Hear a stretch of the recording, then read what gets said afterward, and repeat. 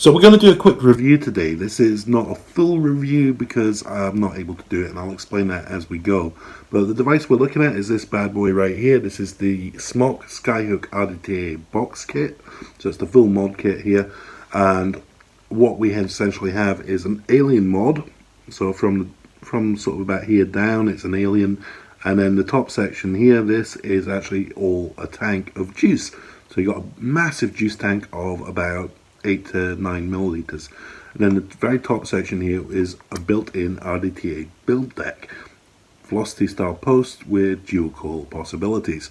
Unfortunately, with mine, I can't do dual coil anymore. You'll notice a big silicon block here. That is because I've got to run this in single coil. And the reason I've got to run this in single coil is because one of the grub screw holes will not tighten down all the way. So I put the coil in, try and tighten it down, and it will not lock it in. And it's not the screw, because I've changed the screw. It is the actual hole. It's like there's wearing at the end of the hole, so it's not connecting and it's not going all the way through. It's caused short circuits. It took me ages to figure out what was causing the problem there, because I put the coil in, it would read fine, and then fire it a couple of times, and then it would suddenly, the resistance would jump, and that was what was causing it. So it's effectively knocked this into a single coil only device, and it's not really designed to be used in single coil. The device is designed to be used in dual coil.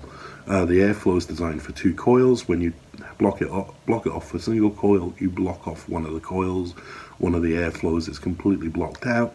So when you do a vape on it, you only get about half of what you'd be expecting, and it's coming in kind of weird because it's only coming in from one side.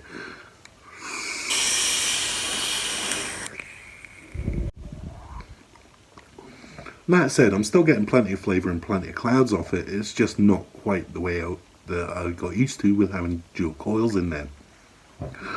Part of the problem is that I've not been able to locate a replacement deck section for this. Now the deck section, I'm not going to take it apart because it's full, but the deck section, you've got your velocity deck, and then you've got a post which you can kind of see in there that runs right through the juice section, and that connects up. So it's not like other deck sections, so you can't just swap it out. You can't put a different rdta on here. You can't put any different tanks on here at all. It's what came with it. That's what you got to use. So effectively destroys the use of the entire mod. Now, other problems that I've had with it, it does leak, and that's down to mainly the way that you wick the thing. So when it's in dual coil mode, you've got to get your wicks down into the juice well there, and you've got to get a combination of blocking off the juice from being able to pour out, but also leaving airflow so that the coils will wick properly. And that is a very fine balance to actually hit. In the time I was running it, I think I've only managed to hit it properly about 3 times. Other times I was getting bits of leakage, or I wasn't getting the wicking properly, so I was getting dry hits. So it's not the easiest thing to get set up correctly for using.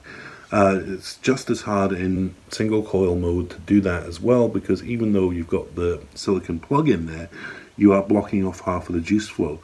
So you've only got half as much space, but you've still got to leave that gap for the air and get that leveled off. So it's not an easy device to set up and use. Once you actually got it going, it does run pretty well.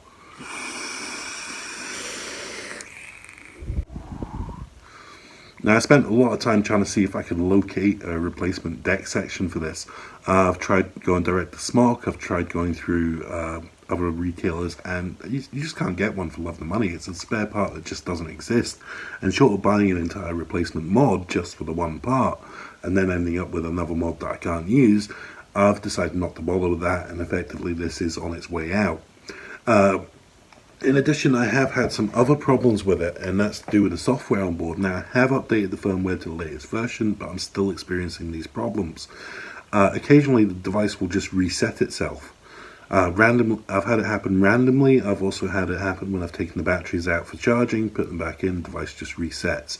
It will also constantly ask me if I've got a new coil, and I haven't changed the coil. The coil's just not reading correctly. Now, that's probably related to the grub screw issue, but it's still a pain that it's constantly changing the resistance. So you get it all set up, you got your wattage for what you're running, and then it'll come back and it's gone up half 0.05 ohm or 0.1 ohm, or the biggest jump I've seen, it actually went up from 0.3 to 1.2. I ended up having to change the coil on that occasion because I didn't trust it. But it has been a really awkward device to live with. Occasionally it will not turn on. Once again, when I take the batteries out to charge it, do the 5 clicks, and it's just not powering up. So this mod doesn't leave the house anymore because I can't rely on it to work for me every time I'm out. So I'm essentially just using it in the house until it dies. So overall, this is a good idea, but it's a bit of poor execution on Smok's part. Now, I do also have the Skyhook rdta tank, which does suffer some of the same problems. It suffers the same sort of leaking, wicking problem, but there is a way to wick that in a way, and at some point I will do a review on that tank, because the tank itself is actually pretty good. It does have some issues of its own, but we'll cover that in the review for that tank. However, for the box mod here, I like the idea. I did really want this device when I first seen it, and I got one thinking, oh, this is going to be my go-to device, and it was for a little while until I started getting issues, and the issues have just meant that this is not a good device anymore. Unfortunately, I've not heard anyone else having really good success with this device, so unfortunately, Smok, this one is a thumbs down. Wouldn't recommend this to anyone. If you want to give it a try, they are out there. Once again, if you do find a link where I can get hold of one of these deck sections, let me know in the comments, because I would like to try and get this up and running and do a proper review on it. That's pretty much it for this review. It's not a full review, like I say. All the usual stuff: like, comment, share, subscribe, follow me on Twitter at @OnePurpleMongoose. Once again, that's at @OnePurpleMongoose with the number 1 in there. I'll throw that up on screen somewhere. For now though, vape on.